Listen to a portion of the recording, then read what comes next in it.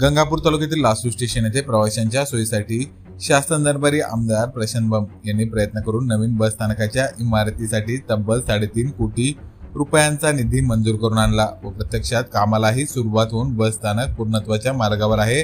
मात्र सर्व बस स्थानकाचे बांधकाम व इतर काम निकृष्ट दर्जाचे होत असल्याच्या तक्रारी राष्ट्रवादीचे नेते दिलीप नाना बनकर यांना मिळाल्या होत्या। त्या अनुषंगाने दिलीप बनकर यांनी बुधवार तारीख 27 मेला प्रत्यक्ष बस स्थानकात जाऊन पाहणी केली असता त्यांना त्यात काही त्रुटी प्राथमिकदृष्ट्या दिसून आल्या। त्यामुळे त्यांनी सदर विभागाचे अभियंता व ठेकेदाराला दूरध्वनीद्वारे संपर्क साधून कामाबाबत विचारणा केली व स्पष्ट शब्दात जाब विचारला।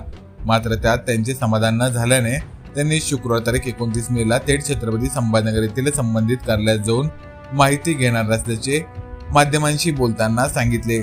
यावेळी बनकर यांच्यासोबत लासूर स्टेशन येथील राष्ट्रवादीचे पदाधिकारी तथा ग्रामपंचायत सदस्य अमोल शिरसाट हेही उपस्थित होते। दरवाजे तुम्ही फिट केले ते दरवाजे त्यांचे फुगले दरवाजे म्हणजे अजून पाऊस आला नाही, फक्त वारं चालू। हा उद्याची सुट्टी ना तुमच्या मॅडमचा मला लगेच नंबर टाका।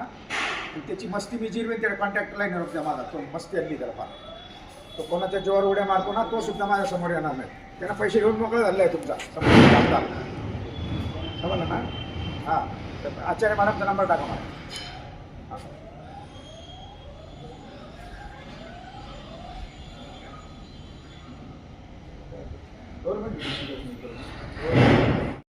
नमस्कार, आज आपण आहोत गंगापूर तालुक्यातील लासूर स्टेशन येथे तब्बल 7.5 कोटी रुपये खर्च करून या बस स्थानकाचे काम चालू आहे। आपण मागे एक बातमी प्रसारित केली होती की लासूर स्टेशन जो बस स्टँडमध्ये ड्रेनेज लाईनसाठी जो पाईप वापरला जातो आहे ते एकदम निकृष्ट दर्जाचा आहे। या ठेकेदाराला त्यानंतर जाग आली आणि आपण पाहू शकतो की या ठिकाणी बातमी लागल्यानंतर त्याने अशा प्रकारे ISI मार्किंगचा चांगल्या क्वालिटीचा सध्या पाईप बसवलेला आहे आणि हा पहिला पाईप तसाच ठेवलेला आहे। त्यामुळे हा पाईप ऑलरेडी खराबच बसवला होता, त्यामुळेच ठेकेदाराने हा पाईप बदलला अशी चर्चा सध्या गावामध्ये आहे। आणि आज या ठिकाणी राष्ट्रवादीचे नेते दिलीप पाटील बनकर यांनी भेट देऊन या ठिकाणी प्रत्यक्ष कामाची पाहणी केली आहे आणि परवा म्हणजे गुरुवारी ते या संदर्भात तक्रार करणार आहे। मी गुलाबाग, छत्रपती संभाजीनगर।